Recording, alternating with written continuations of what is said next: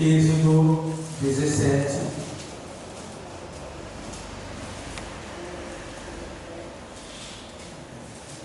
verso 8, versículo 8.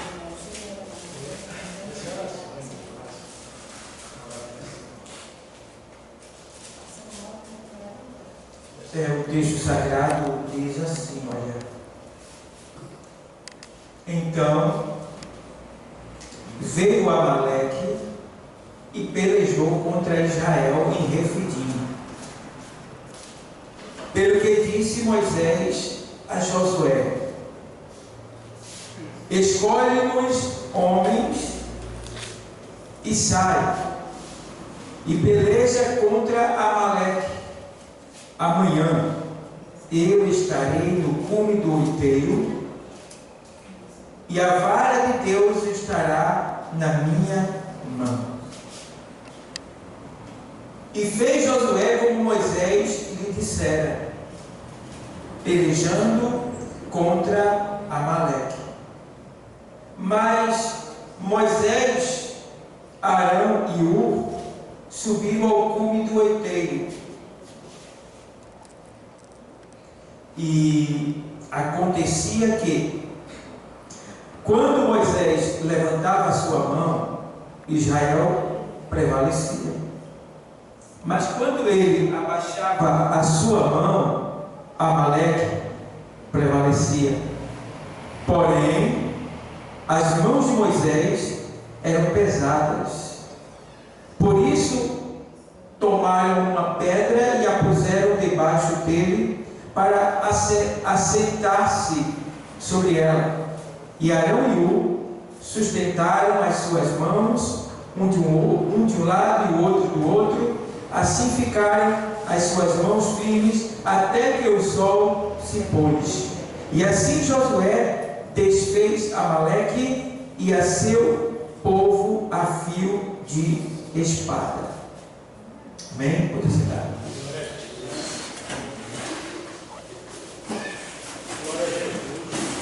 Irmãos, eu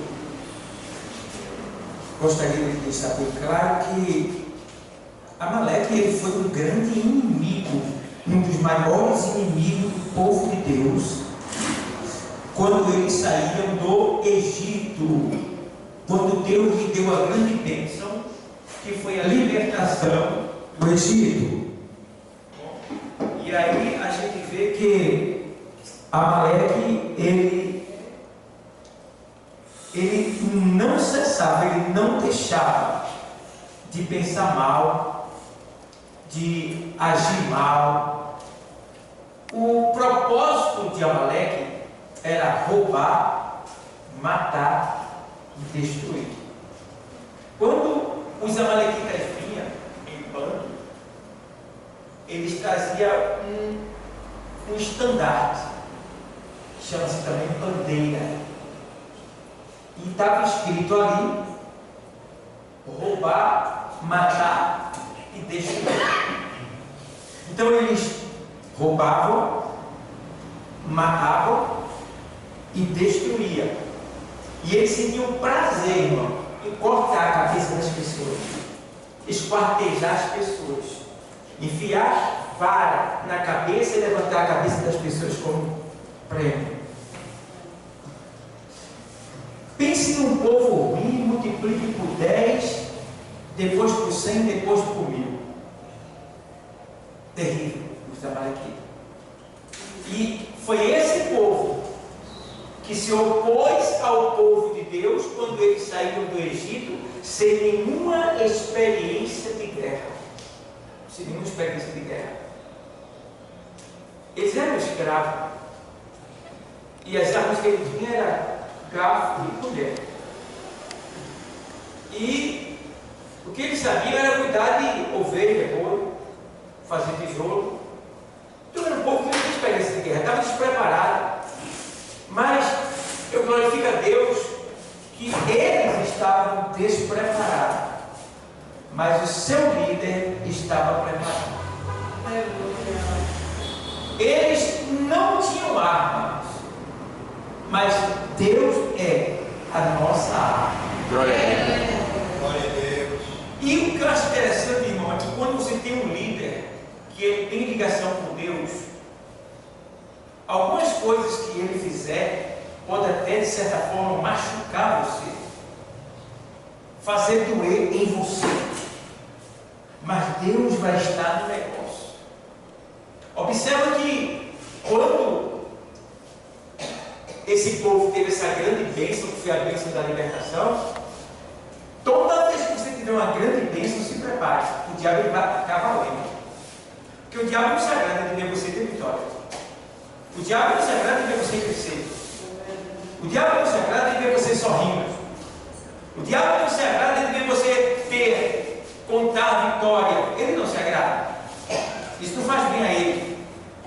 Então, ele vai tramar.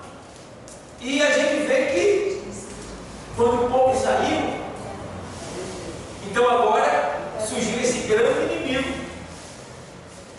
E Deus deixou. Deus deixou. Porque, irmão, a oração ela tem tanto poder, irmão. A oração ela tem tanto poder que Jesus disse assim: se tu tiveres fé, orando, dirás a este monte: transporta-te para o mar, lança-te no mar, e assim se fará, se você não duvidar. Engraçado. Ele disse, Jesus disse: você dirá para o monte e ele se lançará no mar. Disse: rapaz, eu quero comigo lendo, né? Isso é muito difícil. Isso é muito difícil mesmo. E eu fiquei analisando, meu Deus do céu, isso acontece mesmo. E eu estava lendo as escrituras e eu cheguei no livro dos Salmos, de número 114, se não falha a memória, os Salmos, de número 114, quando ele estava lendo o que Moisés fazia em nome do Senhor e como Moisés tinha fé. Veja bem o que aconteceu nesse tempo bíblico quando o povo saiu do Egito. 114 primeiro. Quando Israel saiu do Egito e a casa de Jacó tinha um povo bárbaro, Judá ficou sendo o seu santuário e Israel o seu domínio. Agora vê bem. O mar viu isto e fugiu. O mar se abriu ou não? O mar se abriu e o povo passou. O Jordão tornou atrás. O Jordão abriu ou não com Josué? E o povo passou a seco. E viu outro. Os montes fizeram o quê? Leia aí a tua Bíblia. Os montes fizeram o quê? Saltaram como? E os oiteiros como cordeiro. Irmão, quando o povo de Deus ia passar, isso parece história de cinema, né? Quando o povo de Deus ia passar, já tinha um empecilho ali, que Moisés sentia que teria que passar por ali, porque Moisés estava ligado com Deus. Então Moisés orava e a montanha saltava do lugar. Glória! Misericórdia! A gente não sabia disso, né? Ele orava e em pouco tempo a montanha se movia, saía do lugar. Novo Testamento, isso é verdade. Se tiveres fé, direis a esse monte, lança-te no mar, e assim se fará, se tu não duvidar. Veja bem, o que a oração é capaz de fazer. Então, na verdade, hoje a oração não é tanto para a gente estar movendo um monte do lugar. Tem outras coisas para a gente usar a nossa fé, a nossa oração. Mas o que isso deixa claro? O poder da oração. O poder da oração, né? E a certeza de quem serve a Deus, de que realmente vai ter e vai acontecer aquilo que você falar, da maneira que você falar, e vai suceder, que é a promessa de Deus. O povo se encontrou ali, ia se encontrar com quem? Com Amaleque. Aí Moisés descobre e diz: ó, Josué, treina os homens aí, prepara eles, tu vai para a batalha e eu vou subir para o monte, junto com Arão e Hur. E aí eu vou estar orando, mas vocês vão estar lutando embaixo. E subiram. E Josué foi. Então, quando chega logo de manhã bem cedo, Moisés sobe o monte. E eles têm as mãos para orar. Veja bem, eles têm as mãos para orar. De manhã, ao amanhecer.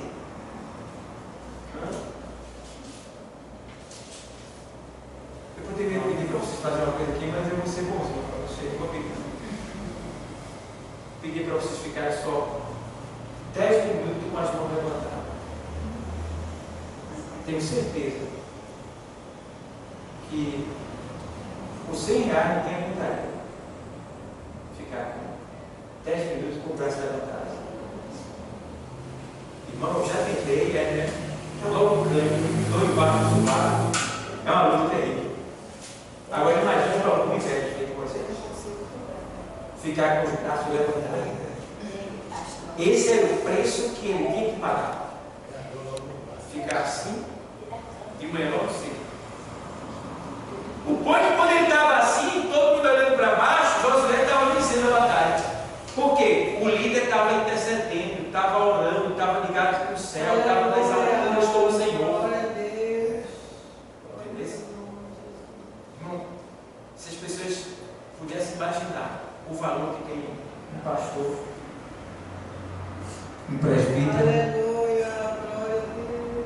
um oficial da igreja, uma dirigente de ciclo de oração, um líder que está na frente ali para interceder. Se as pessoas pudessem imaginar, se elas pudessem imaginar o que significa essas pessoas, o que essas pessoas representam para Deus aqui na terra, elas não faltavam com tanto respeito.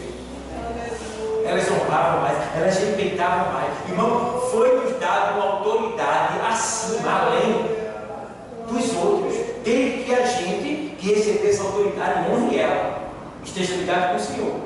Porque se você não estiver ligado com o Senhor mesmo e não honrar a sua chamada, às vezes tem um membro, tem um componente seu que entra na presença de Deus na sua frente e você fica envergonhado. Aleluia, Jesus, é verdade.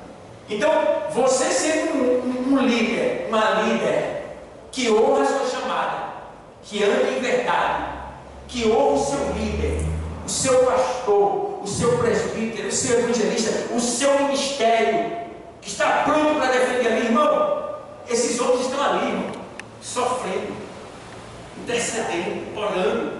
Deus vai lá, ajuda, Deus faz assim, faz assim. Qual é o nosso propósito, o nosso desejo? É que a igreja cresça, é que todos tenham saúde, que todos estejam empregados, que ninguém esteja doente. Quando tem alguém doente, quando alguém tem mais de 100 mal, porque atrapalha a gente também. Atrapalha, você tem que visitar, você tem que orar, você tem que pegar recursos para levar para ajudar a pessoa. Isso é ruim, isso não é bom não. Então a gente quer que todo mundo esteja bem. Esse é o nosso desejo de todo pastor, de todo líder de grupo, é que o grupo esteja bem, que a igreja esteja bem, que a igreja esteja crescendo, que todo mundo esteja bem. Esse é o nosso desejo. Mas às vezes, em vez das pessoas considerarem, honrarem, amarem, irmão, às vezes é maltrato, às vezes persegue, machuca, despreza, humilha, e a gente não pode nem dizer ai, nem ui, e nem chorar, e nem dizer miau, miau,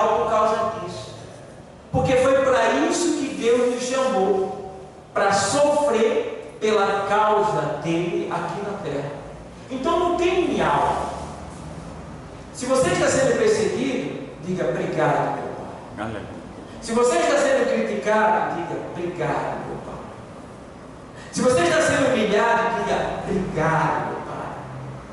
Se você está sendo ameaçado, caluniado, diga obrigado, meu Pai. Porque o Senhor disse na sua palavra: se ao vosso mestre chamaram de Beelzebul, o que não dirão de vós?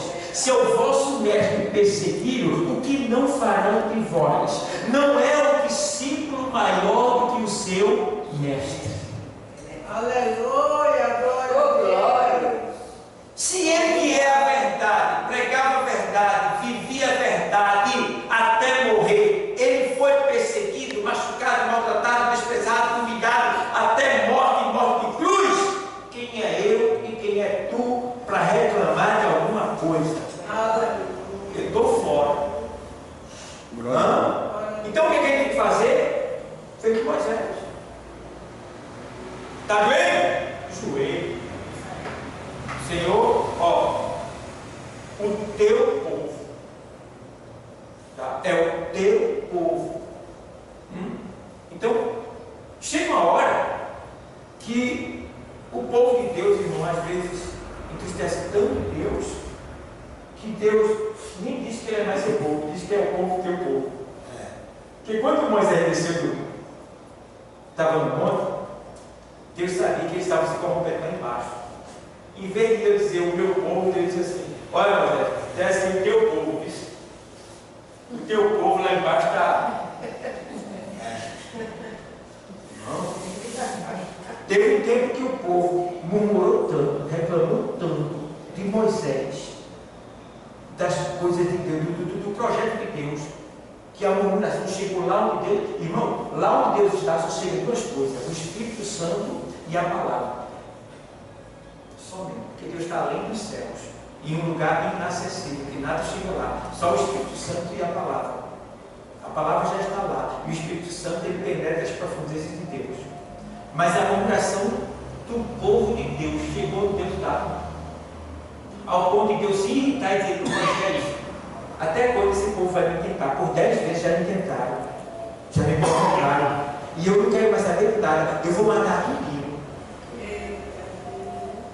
E vou fazer de tu uma nação. Aleluia. Aí Moisés fez: Senhor, não vai ficar legal. É bom ter um líder que tem intimidade com ele, porque Deus ia matar. Aleluia. Mas Moisés vai lá e conversa com ele: Deus, não vai ficar legal para tu. Vê bem, o Senhor tirou o povo de lá, todo mundo viu que o Senhor é o. Ó, fizeram. O faraó foi derrotado, humilhado, está ali, houve a grande vitória. Mas agora o Senhor vai pegar e matar tudinho. O que é que eles vão dizer lá? Que o Senhor tirou de lá, mas não teve condição de mantê-los. Vai ser vergonha do Senhor. Aí o Senhor disse: Moisés, tá bom, tá certo, tá bom, eu não vou matar eles agora não, mas da mesma coisa eu te digo, eles não herdarão a terra que eu prometi a eles. Eles vão ficar circulando no deserto, o caminho de 4 dias vai se tornar em 40 anos. Vão ficar dando volta em círculo, sem sair do lugar, até que eles cheguem à idade e morram. E quem vai entrar é tu, Caleb, Josué e os filhos dele na terra que eu prometi dar aos pais deles. Pronto. E o Senhor fez isso acontecer. Os que murmuraram dele não entraram na terra prometida. Só Josué e Caleb, junto com os filhos deles que nasceram. E veja, os filhos deles que nasceram não viram as maravilhas que Deus fez no passado, tirando do Egito, abrindo o Mar Vermelho, o Rio Jordão. Não viram. Viram muita maravilha, mas não como eles tinham visto. Mas eles viram tanta maravilha e assim não foi suficiente para que temor. E aí, Deus fez com que isso acontecesse. Então, a gente está aqui diante de um líder poderoso chamado Moisés, que está em nome do Senhor, cuidando do povo dele. E Moisés agora sobe o monte e agora ele está lá intercedendo, com o braço levantado. Irmão, não é fácil ficar orando pela igreja de madrugada. A gente tem uma responsabilidade que a gente não pode voltar atrás. A qualquer momento pode chegar alguém na porta da gente, batendo de madrugada, dizendo: ó, tem um demoniado ali, a gente está precisando do Senhor. Se você não estiver preparado, você não vai, meu irmão. Se você for, você vai passar vergonha. Você está preparado para isso? Você que é líder, você que é dirigente do ciclo de oração, você que é obreiro, não importa, auxiliar, presbítero, evangelista, diácono, não importa, é todos nós, e também a igreja, porque você é cristão, você tem o Espírito Santo de Deus, e você tem que orar, tem que se consagrar, tem que jejuar, tem que buscar o Senhor e se preparar, porque o diabo, quando se levantar onde ele estiver, você tem que estar pronto para quando Deus lhe chamar, você ir lá e vencer o bicho. Aleluia. Venceu? Glória a Deus. Por quê? Porque nós somos santos, separados por Deus, para quando Ele precisar de nós dizemos: eis-me aqui, Senhor, envia-me a mim. Então agora, Moisés está lá intercedendo, Josué começa a vencer a batalha, porque Moisés está com a mão levantada, ligado com Deus, e Josué vencendo a batalha lá embaixo. Só que o cansaço chegou, a dor chegou. E na hora que a dor chegou e o cansaço chegou, Moisés começa a baixar o braço, não é então. Quando Moisés baixa o braço, o povo lá embaixo começa a morrer, o povo de Deus. Começa a morrer. É isso que acontece se o líder não estiver ligado com Deus, não estiver orando e intercedendo pela igreja. Tem muita gente que começa a morrer. Uns começam a ficar frio, outros fracos, outros na carne, deixa de vir para a igreja, aí vai se desviando. Porque a oração do líder pode muito. Você está entendendo? E aí, ó, a gente vê que o povo começa a morrer. Aí Arão observou e disse: mas pô, Deus não estava vencendo. Baixou, não está morrendo, corre. Pegaram uma pedra, está de um lado, está do outro, sentou um do lado, Arão do outro, seguraram o braço de Moisés, irmão, mas mesmo segurando, irmão, mesmo segurando, já fiz o teste, né? Já fiz o teste, ninguém segurou não, eu amarrei, eu botei assim o negócio e botei no espora assim e fiquei. Irmão, não aguentei não, irmão. Não aguenta não. Volta o teste para tu ver. E Arão ficou segurando, imagina a dor que Moisés estava sentindo. Irmão, 5 horas, 6 horas, 7 horas, 8 horas, 9 horas, 10 horas, 11 horas do dia, 1 hora da tarde, 2 horas da tarde, e Moisés com o braço levantado, pelo amor de Deus, sem comer, sem tomar água, e a luta lá embaixo acontecendo, e para o povo morrer, ele tinha que segurar o braço, e Arão foi segurando. Isso foi até o cair da tarde, quando Josué venceu todos os inimigos, todos os Amaleque, né? E ali cumpriu-se essa bênção aí da parte de Deus. Mas o que é que eu quero chamar a atenção nessa batalha? Que Amaleque, ele é um inimigo incessante. E ele é um inimigo covarde, que ele gosta de pegar quem está fraco. Veja Deuteronômio 25 e 17. Deuteronômio 25 e 17. O texto sagrado diz assim: vou ler para você. Lembra-te do que te fez Amaleque no caminho quando saías. 25 e 17. Lembra-te do que te fez Amaleque no caminho quando saías do Egito, como te saiu ao encontro no caminho e te derribou na retaguarda, todos os que? Os fracos, né? Que iam após ti, estando tu cansado e afadigado, e não temeu a Deus. Está vendo tu? Então, qual foi o objetivo de Amaleque aí? O inimigo foi pegar quem estava fraco, quem estava onde? Na retaguarda. O que acontece? Aqueles, irmão, que estão na igreja, não estão orando, não estão jejuando, vem um dia e 8 não, aparece no domingo às vezes, aí ele só vem na ceia achando que está fazendo uma grande coisa, está piorando a situação. Entendeu?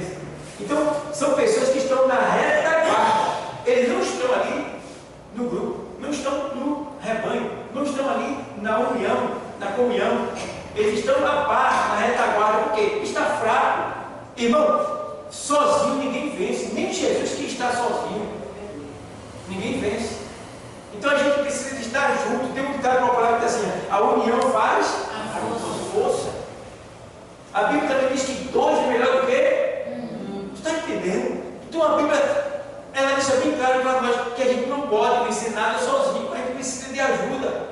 E aqui a gente vê que Amaleque, quando ele vem, ele não vai entrar naqueles que estão cheios do Espírito Santo, que estão pregando, que estão envolvidos na obra. Não, ele tem medo. Porque você está em santidade, está em obediência, está em comunhão, está servindo ao Senhor, está na presença de Deus. Ele vai pegar aqueles que estão irmão do lado. Está lá na novela da Globo, está lá no WhatsApp, está lá no Instagram, está lá no Facebook, está lá conversando com a vizinha, está lá falando mal do ministério, falando mal do pastor, está lá reclamando disso, reclamando daquilo. Esses estão fracos, estão na retaguarda. É esse que ele vai atacar. Diz aqui o texto. Ele pegou os que estavam fracos na retaguarda. Irmão, ele precisa ter cuidado. O bicho é Satanás, ele não tira férias. Não existe feriado para ele. Ele não dorme. E ele não brinca em serviço. Tá? A gente é que vacila.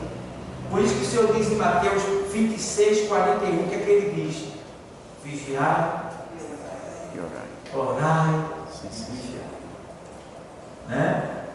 Aí ele diz, na verdade o Espírito está pronto, ou seja, nosso Espírito, a partícula de Deus, deseja Deus, está pronto para Deus. Mas a nossa carne, ela é falível, ela é fraca. Então, ele está dizendo, vocês precisam estar prontos. E a única maneira de vocês se aprontar e se preparar é com o quê? Oração e vigilância. Porque, irmão, tem gente que ora na igreja, irmão. Ora! Ora, irmão! Por incrível que pareça, você vê aquela pessoa orar, mas ela não vigia. Ele não vigia. Então, se você orar e não vigiar, perdeu a tua oração todinha. O que é orar e vigiar? Vou lá, eu vou orar. Eu estou sendo tentado por uma mulher que está querendo me provocar e me atraindo para o adultério, porque eu sou casado. Aí eu vou orar. Deus, eu estou sendo tentado. Olha, Deus, me ajude, me dê vitória, me dê sabedoria para vencer essa tentação. Seja comigo, pegue da minha mão, me ajude, socorro, meu Deus, porque a minha carne deseja, mas o Espírito que está aí dizendo não, e eu preciso obedecer ao teu Espírito, não ceder ao desejo da minha carne. Em nome de Jesus, amém. Levantei da oração, confessei para Deus o que está acontecendo comigo, né? Aconteceu. E aí eu vou andando. Aí quem é que eu vejo? Aquela mulher.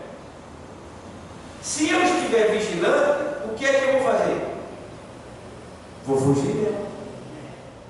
Vou me afastar dela. Vou procurar ficar bem distante dela. Porque eu já orei a Deus, já pedi força a Ele e sabedoria. Aí quando a tentação vier, eu vou para cima dela? Não, eu vou fugir.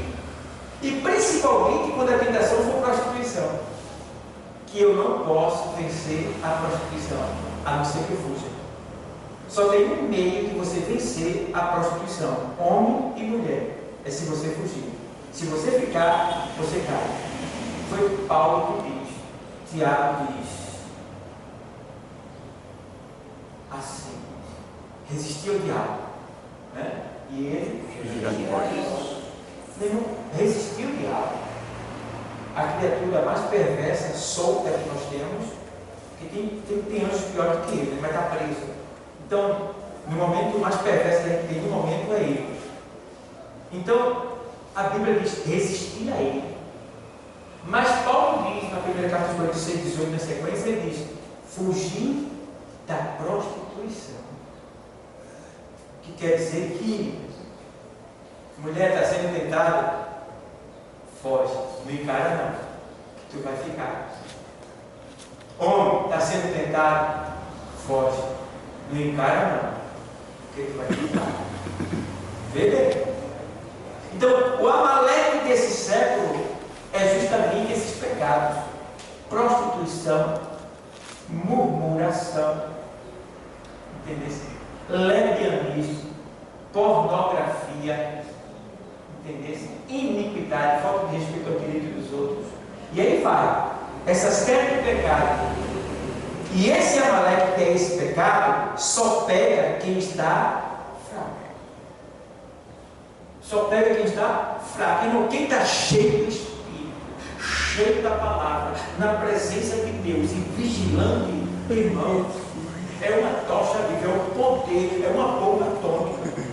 Irmão, não reclama de nada, não murmura para Deus, tá?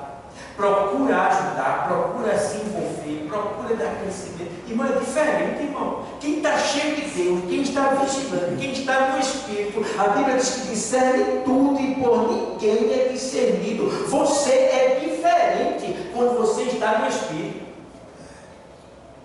Você entende tudo de maneira diferente. As pessoas ficam até, o que ele tem? Como é que, por que ele aceitou isso? Por que ela aceitou isso? Por que ele falou isso? Por que ela falou isso? Por quê? Porque não entende você. Você está em uma dimensão, em um estágio, além daquelas pessoas. E o que é que nos leva a esse estágio? A oração, a obediência, a leitura, a comunhão, a devoção, o evangelismo.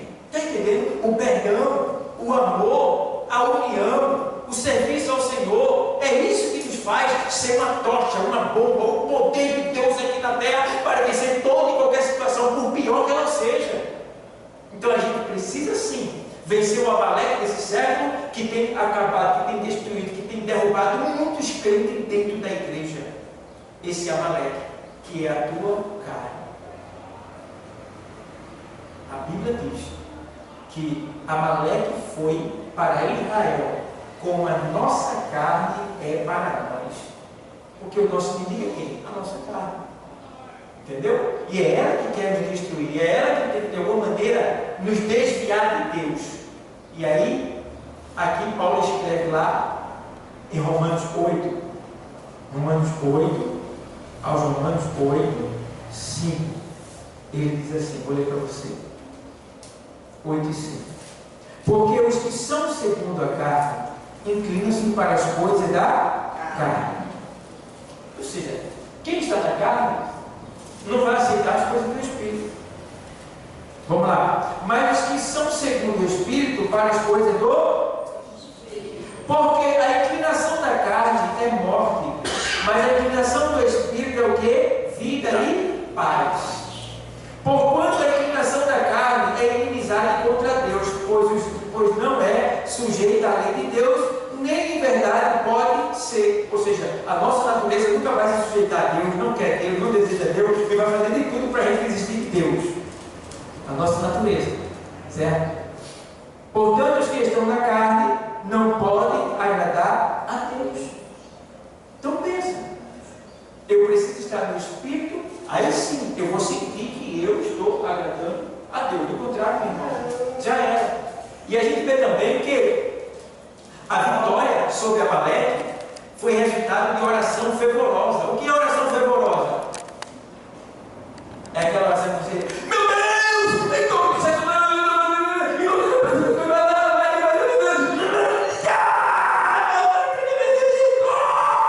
É isso aí. Isso é oração fervorosa?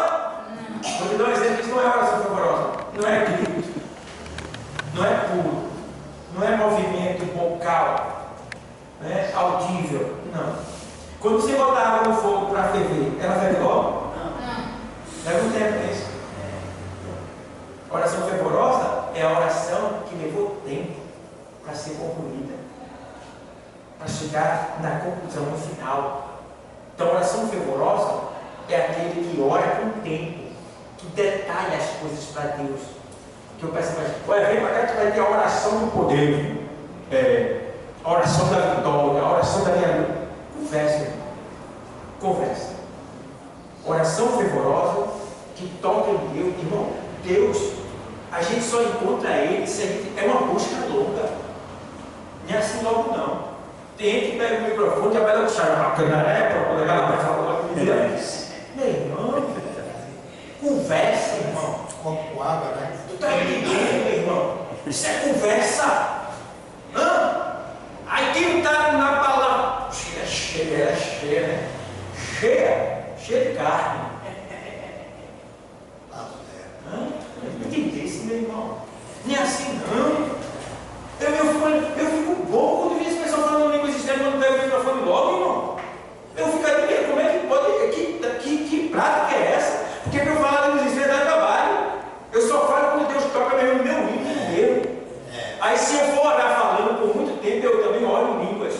Se eu orar falando, eu oro em línguas, vem de dentro, já é dom já, entendeu? Mas eu pegar o microfone já. É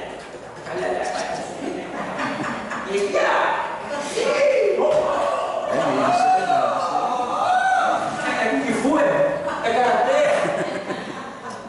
Aí já tem que virar do otário. Vambora. Aleluia. Fala, Deus, fala. E olho, meu Deus do céu. Meu Deus do céu. Tem misericórdia do teu povo. Entendeu? E aí embora qualquer coisa que sair por essa boca. Não, meu irmão. Para entrar aqui tem que vir daqui, ó. E se for profecia, tem que revelar o que está no meu coração. Porque até se não revelar o que está no meu coração, que ninguém sabe que eu não falei, Deus sabe que Ele vai ter que revelar. Ele vai revelar o que está no meu coração, que ninguém sabe. Aí eu digo, é Ele. Porque falar o que eu já vivi, o que eu estou vivendo, e uma possível história futura, o diabo pode fazer usar alguém para mim. O diabo ele pode vir falar, profetizar para você falando do teu passado, falando do teu presente e dizendo que vai lhe dar vitória. Mas isso é muito fácil, irmão. Se Deus falar com você, Ele vai deixar você em dúvida. Então Ele vai ter que revelar algo que está no seu coração. Tá? Ele revela, isso foi Deus. Ninguém sabia disso, eu não falei para ninguém. Nem sussurrei, só estava no meu coração esse pensamento. Deus falou. Aí sim.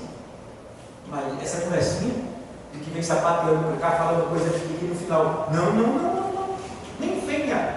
É perda de tempo. Entendeu, pessoal? Então, a gente precisa estar ligado, irmão, porque o Espírito, ele não causa dúvida, ele não deixa dúvida em ninguém. Deus não é Deus de perturbação, Deus não é Deus de dúvida, porque onde tiver dúvida, ali não está o Espírito Santo, não está Deus não deixa ninguém perturbado, não. Deus, ele é claro, ele é evidente, ele é bem transparente.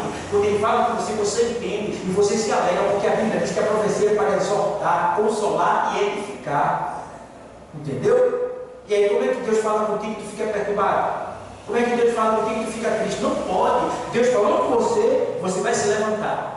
Não importa a situação que você esteja. Deus, quando Ele fala com você, Ele lhe levanta. Ele lhe põe de pé. Se alguém falou com você, dizendo ser Deus, e você ficou para baixo, é porque foi o diabo. Entendeu? Não foi Deus. Então vigia. Tá bom? Então, ó, a gente vê aqui que também Amaleque foi para o povo de Deus um inimigo incessante. E aqui a gente leu aqui, em Deuteronômio 25, 17, que ele pegou o mais fraco. Aqui a gente vê que ele fala sobre a questão da carne, a inclinação da carne, as coisas da carne. Quem está na carne não pode agradar a Deus. E a Bíblia diz que se faz amigo do mundo, torna-se inimigo de Deus. Entendeu? E aqui a gente vê também que assim nós podemos ter vitória. Quando a gente, como aqui em Efésios, a gente vê aqui em Efésios 6 e 11, vamos para lá, aos Efésios 6 e 11, o texto sagrado fala sobre, aqui ó, deixa eu ler para vocês, Efésios 6 e 11 diz assim, revestivos de toda a armadura de Deus. Veja, revestivos de toda a armadura de Deus. Se nós somos um soldado de Deus, nós somos soldados. Paulo diz isso a Timóteo. Somos soldados de Cristo. Tá? Se nós somos soldados, estamos numa guerra, que Paulo diz, então nós temos que ter o quê? Vestimentas, armadura. Aí não pode ir com a guerra sem defesa, sem proteção. Então ele tem uma vestimenta, ele tem uma armadura. Aí Paulo está dizendo que, olha, revestível de toda a armadura de Deus. E a armadura de Deus, você encontra ela onde? Na sua palavra. Amém, glória a Deus. Na sua palavra. E quais são essas armaduras que nos protegem do mal, que nos mantém salvos? Essas armaduras o perdão, o amor, o evangelismo, a oração, o jejum, a leitura da palavra, o louvor, entendeu? A comunhão. Tudo isso são armaduras que vai nos revestindo e nos blindando contra o inimigo. Tá? E aí a gente vê aqui, ó, revestido de toda a armadura de Deus, ele diz assim, vamos lá, para que possais estar firme contra as astutas ciladas do diabo. O que é astuta cilada? É uma cilada é uma armadilha que ele faz que você nem esperava que essa armadilha ia estar ali. Digamos, quando se está ali na mata guerreando, o soldado tem um meio que ele vai dar uma armadilha. Ele faz um buraco na mata, coloca a estaca com a ponta bem afiada para cima, enterrada embaixo. Aí ele cobre com palha e bota as palhas secas por cima e o chão fica normal. Você não vê nada ali. E aí você vem, ele já preparou. Aí você vem, quando você vem pisando, daqui a pouco você vê, cai dentro do buraco, as estacas já entram em você. Matou. Então, o que quer dizer isso aí? O diabo está preparando ciladas, e aquele é astuta cilada, para lhe matar. São ciladas que está em lugares que você nem imaginava que poderia estar. E aí você tem que saber o que? Como pisar, ter discernimento espiritual para saber onde é que estão essas minas que podem explodir, que você pode cair dentro e morrer. Então, só o discernimento espiritual que vai te revelar, que vai te mostrar o que está acontecendo e o que pode acontecer, é onde estão essas astutas ciladas do diabo. E ele vai dizer assim, ó, para que possais suportar, aí ó, aqui ó, para que possais estar firme contra as astutas ciladas do diabo, porque não temos que lutar contra carne e sangue, ou seja, a nossa luta não é contra irmão de banco, não é contra o vizinho, não é contra o patrão, não é contra A, não é contra B, não é contra C, a nossa luta é contra, ó, aqui ó, principados, contra potestades, contra os príncipes das trevas deste século, contra as hostes espirituais da maldade nos lugares celestiais. Então vê bem, principados é a ordem mais alta, está em cima, no cosmos, está operando de fora da terra, tá? Potestade, a fila mais abaixo dos principados, certo? Principados, tá bom? Aí vem, príncipe das trevas desse século. Quem são os príncipes das trevas desse século? São aqueles que incorporam nas pessoas, né? Que incorporam nas pessoas para falar, para trazer receitas, né? Para dar ideias e outras coisas mais. Chamar pornografia e daí vai. Príncipe das trevas é deste século aqui. É os que estão embaixo. E vem mais. E hostes espiritual, né? São os seres, ou seja, essas hostes espirituais é um tipo de demônio que eles, quando eles passam, eles não matam só, ele não vem matar uma pessoa não. Essas hostes espirituais, que hoste vem do latim, que quer dizer cavalaria. Então é um tipo de exército do inferno que vem montado em cavalo, né? E quando eles passam, ele não mata um só, ele só mata a multidão. Então quando você vê aquele lugar que morreu multidão de pessoas, por ali passou uma hoste. Ele só mata a multidão, certo? Então as hostes espirituais que operam, as hostes espirituais da maldade no lugar celestial, eles estão aí, ó, atuando. Por exemplo, agora, não está tendo essa guerra aí? Essa guerra que está acontecendo é as hostes espirituais no lugar de quê? No lugar de quê? Celestial. Onde é o lugar celestial? O céu. Assim na nossa cabeça. A guerra, onde é o maior prejuízo da guerra que está acontecendo? Pelos ares. Bomba, avião, míssil, drone. A maior vitória deles está tudo pelo ar agora. Então, essas hostes estão agora em pleno vapor. Veja bem. Atuando, então a gente precisa ter cuidado. Porque quando eles virem, matam a multidão. E o desejo dele é acabar com a grande multidão. É fazer isso a terra toda. É porque Deus ainda está no controle ali, ó. Entendeu? E aí a gente vê. E esses príncipes das trevas desse século são os seres humanos ordenados por Satanás. Pessoas que incorporam entidade maligna, pessoas que estão endemoniadas, esse tipo de música que a gente vê aí, religiões que são seitas, essas coisas que acontecem. Então, isso tudo são os príncipes das trevas deste século que estão atuando e causando essas coisas aí para que o povo seja enganado e não venha para aceitar Jesus. Vamos lá, ainda para seguir aqui, para terminar. Vou terminar aqui. Aí vai, no verso 13: portanto, tomai toda a armadura de Deus para que possais resistir no dia mal. E havendo feito tudo, ficar o quê? Firmes. Está vendo? Estais, pois, firmes, tendo cingido os vossos lombos com a verdade, e vestido a couraça da justiça, e calçado os pés da preparação do Evangelho da paz. Está vendo aqui, pessoal? O que é que nos faz estar pronto diante de Deus e para vencer o diabo? Observe, vou ler de novo o 13. Portanto, tomai toda a armadura de Deus, para que possais resistir no dia mau, e havendo feito tudo, ficar firme. Primeiro ponto: se revestir do poder de Deus, da armadura de Deus, e ficar o quê? Firme. Tem gente que está na igreja, mas não está firme, irmãos. Vou sair da igreja, vou mudar de ministério, não gostei disso, não gostei da ordem do pastor, não gostei da ordem da dirigente, não gosto daquele diabo, e assim, não está firme. Quem está firme, irmão? Quem está firme na igreja? Eu estou com o meu ministério, eu estou com o meu pastor, eu estou na obra da igreja, eu estou para o que der e vier. Se é para entrar no inferno, a gente está tudo junto, a gente vai junto, e é um por todos e todos por um. Isso aí é comunhão, isso é união, isso é amor, e isso aí, irmão, vai dar muita vitória. Esse negócio de, irmão, evangelho é unanimidade, irmão. É união. Eu não posso ter uma ideia, o presbítero está com outra ideia, o evangelista está com outra ideia, o diácono está com outra, está tudo separado dentro da igreja. Está dividido. Deus não trabalha em divisão, Deus só trabalha em comunhão, em união. Então a gente tem que estar unânime com o mesmo pensamento. Vai ter o quê? Um culto lá no mercado. Toda a igreja vai estar ali, junto com o líder, para entrar e arrombar as portas do inferno. Sem exceção. Entendeu? Vai ter evangelismo, a igreja toma dirigente. Vamos ver quem tem mais coragem vai para tal lugar, quem tem menos coragem vai para tal lugar. Vamos lá. Entendeu?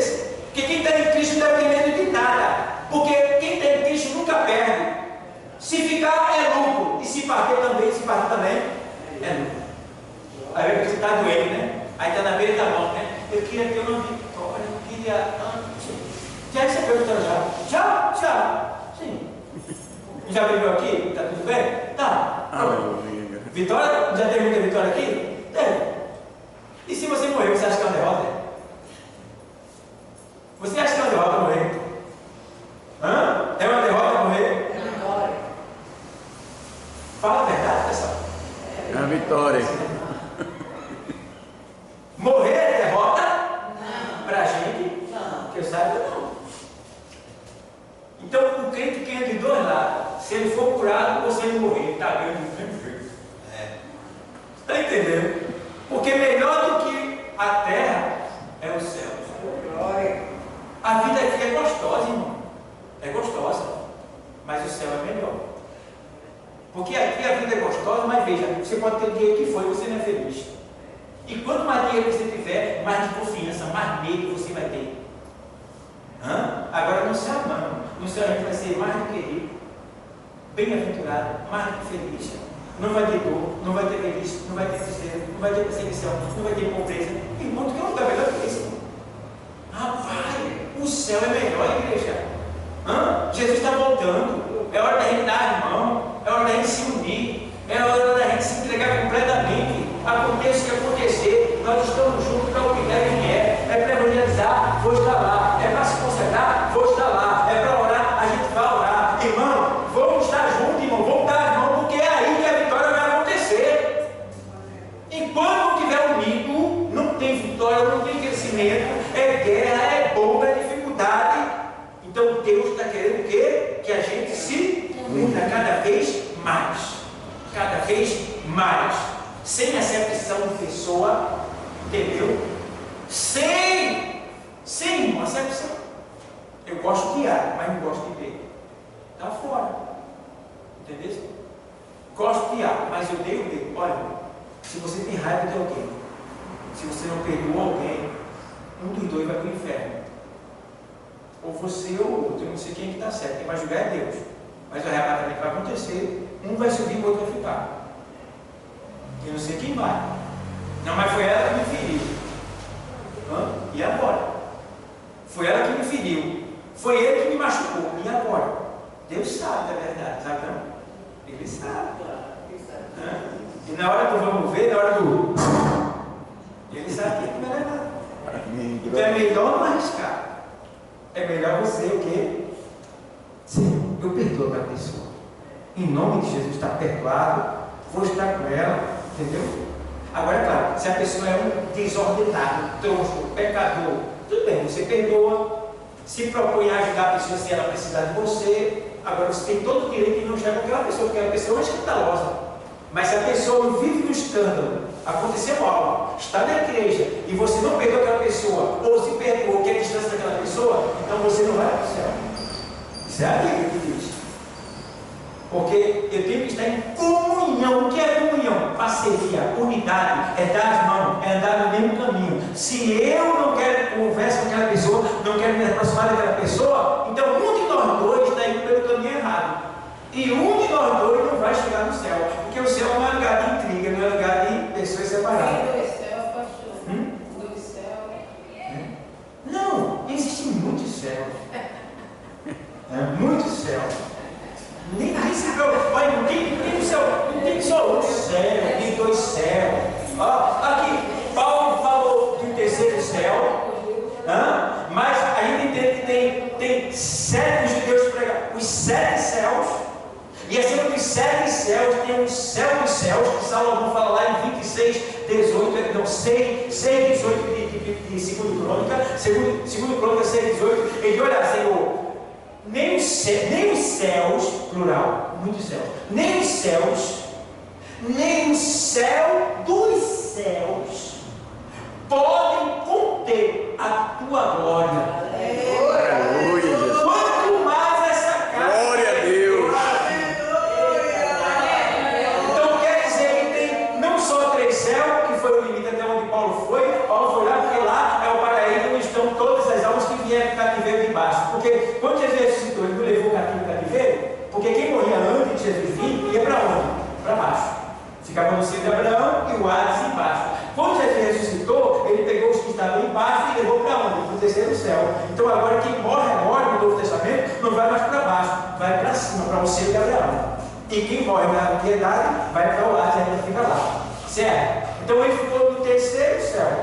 Tá bom? Aí lá em Apocalipse, no capítulo 6 e 9, a gente vai ver as almas que estão debaixo do trono de Deus. E são as que vieram da grande tribulação, que estarão pedindo vingança para que Deus venha e estabeleça logo o seu reino aqui na terra e fique logo o pecado, né? Para que eles possam receber o corpo novo e habitar com o Senhor.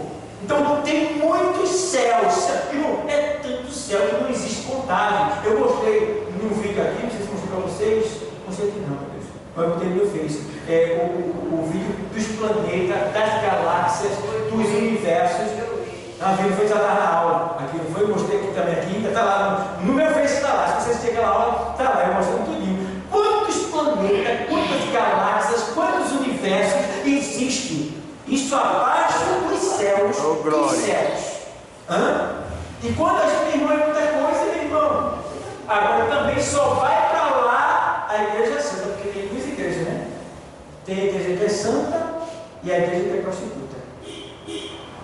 Aqui embaixo. Por que ela é prostituta? Porque ela se prostitui com Deus desse céu. Ela adere às obras de Satanás, então ela é prostituta. Ela trai o noivo. Entendeu? E tem a igreja santa, que é fiel ao seu noivo. Então a igreja que vai para lá, para esses céus, com o Senhor Jesus Cristo, é a igreja santa. Então existem 2 igrejas. Aqui vai subir e aqui vai ficar. Você está igual. Entendeu?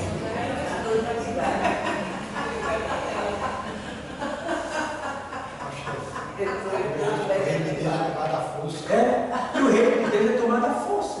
Não é força de murro, não, tá? Força de briga, de grito, não. É força, essa força aí é a força de você suportar os impactos que vêm para te afastar de Deus. Eu digo a tu, o que é mais difícil? O cara bateu em mim, na minha cara, todo na minha cara. Que dor. Então, a reação é o quê? Toda ação gera uma reação. Entendeu? Então, apanhei, doeu. Então, o certo é eu tomo. Na lei era assim.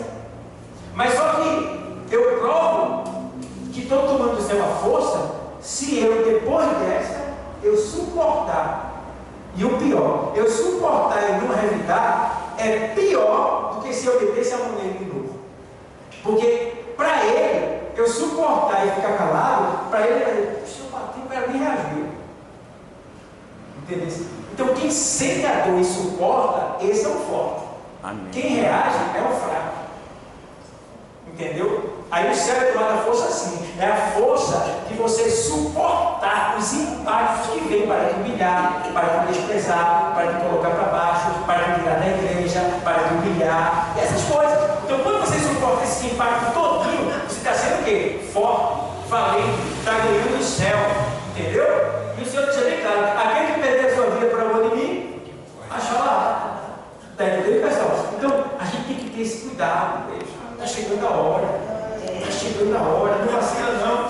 Tá bom? O pessoal está pregando muito pão doce, irmão. Muito pão doce. A gente tem que pregar santidade, arrependimento, lapada na carne, pegar o pau da vassoura e dar na canela da carne e ver o cara saltar e dizer: ai, carne, ai, toma. Irmão, fazer sentido. Irmão, a palavra só pega quando você sente. Quando você sente, é porque a palavra vem de Deus. Aleluia. Entendeu? O pregador vai sofrer. Vai sofrer. Jesus sofreu. Vai sofrer. Mas é porque pegou lá. Pegou lá. Aí isso aí depois vai ser bom. Vai ser bom. Quer dizer, puxa, não é horrível. Porque eu chego, cara, que dói, né? Quando você leva uma lapada, o que acontece? Você grita, ai, né? E aquele que provocou, você fica encimado com aquilo ali. Mas depois vem a cura. O resultado da dor que você sentiu, né? Quando você vai ao médico, o que ele faz? Ele machuca você para lhe dar o quê? Cura. Entendeu? Dói. Né? A enfermeira parece que ela está fazendo mal a você. Sai daqui, ela pegando, ela pegando o tom, tá. Mas vai ser bom para você. Assim é a palavra de Deus. A palavra de Deus, quando ela dói, quando ela machuca, quando ela penetra, ela pode ser ruim, você pode não gostar, mas depois vai sentir um efeito para a glória de Deus. É o sal da ferida, e a palavra de Deus é sal. Está entendendo? E tem mais para curar, tem que arrancar o cascão do orgulho, o cascão da soberba, o cascão do egoísmo, o cascão do eu. Está entendendo? Tem que arrancar esse cascão. Eu posso, eu faço, eu sei, comigo é assim, eu não gosto disso, não gosto daquilo, eu nasci assim, eu vou morrer assim, síndrome da Gabriela. Irmão, tem que arrancar esse cascão, deixar na carne crua e botar sal em cima, sal na palavra. Vai doer, vai queimar, mas vai curar.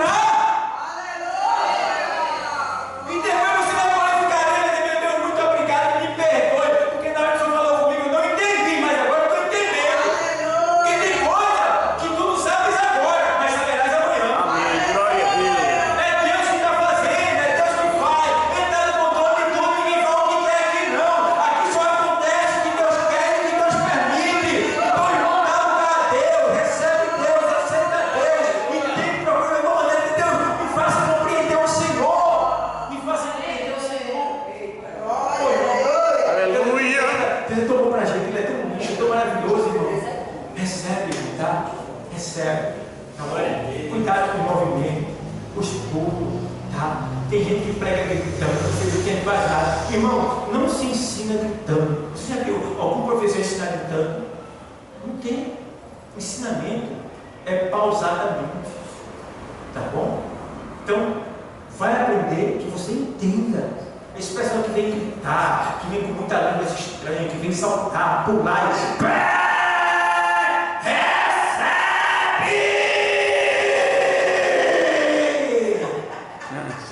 Ele quer aparecer, pastor. É verdade.